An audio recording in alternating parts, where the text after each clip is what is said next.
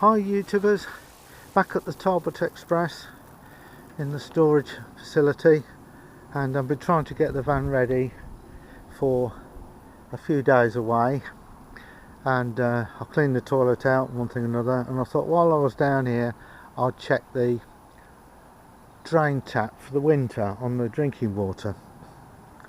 And as I come to check it, it's sheared off completely.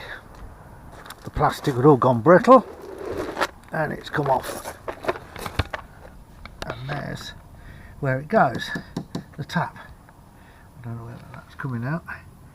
I've tried, well, the problem is the nut, there's a nut on the inside.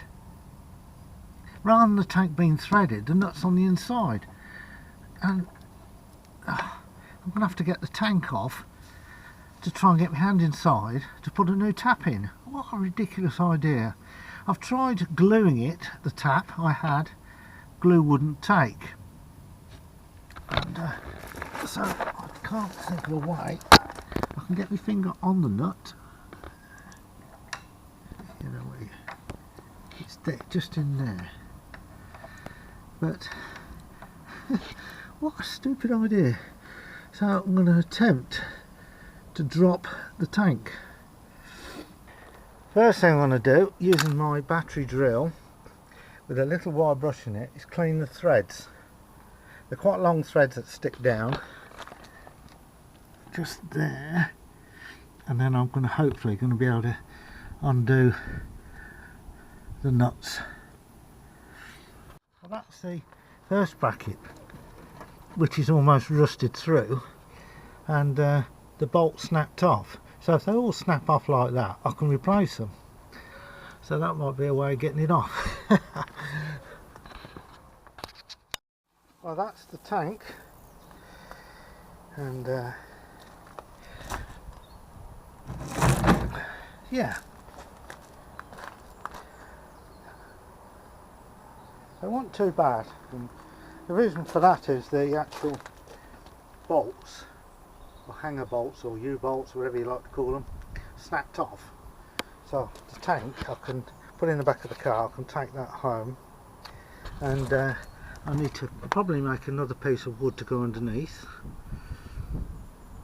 and I may have to do straps to hang the tank on. Now, because the U-bolts broke, or J-bolts, and they might be called, it made it easy to get it off, and these just hook into the bodywork. So I shall get 4 new of these J-bolts, or U-bolts, whatever they're called, and I shall try and get some new wood to go underneath it, and I'll varnish that. And I think I might have to make some metal brackets, which could be a little bit more awkward. So I'm going to nip into the do-it-yourself shop on the way home and see what I can find. Well, struggling to get some bolts for doing this job, and J-bolts,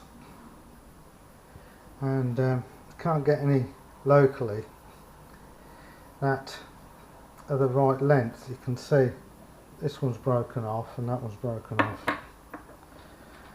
You know, they might just be long enough. They might be, but I've got to make the metal brackets. So if I make the metal brackets so they're slightly longer, yeah, it might work out okay in theory. I'll have to try. We have the water tank, and this is the sensor, which is loose. That's the water sensor.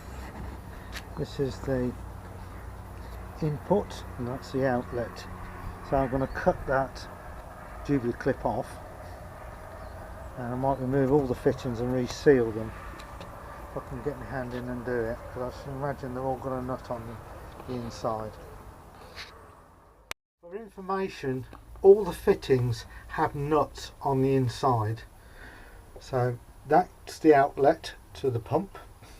This is the inlet from the water filler, and this is the nut from the drain tap.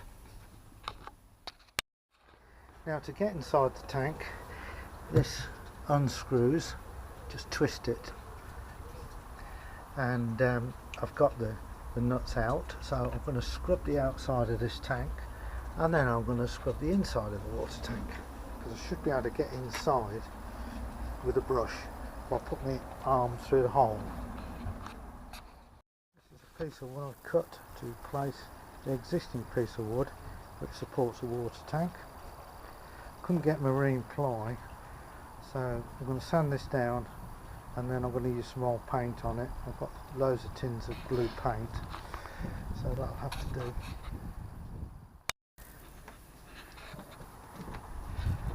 Just painting the wood, just painting the wood that goes under the tank, and gives it some protection. And I've just made the first bracket, and then I'm going to metal spray it, stop it rusting, to help protect it.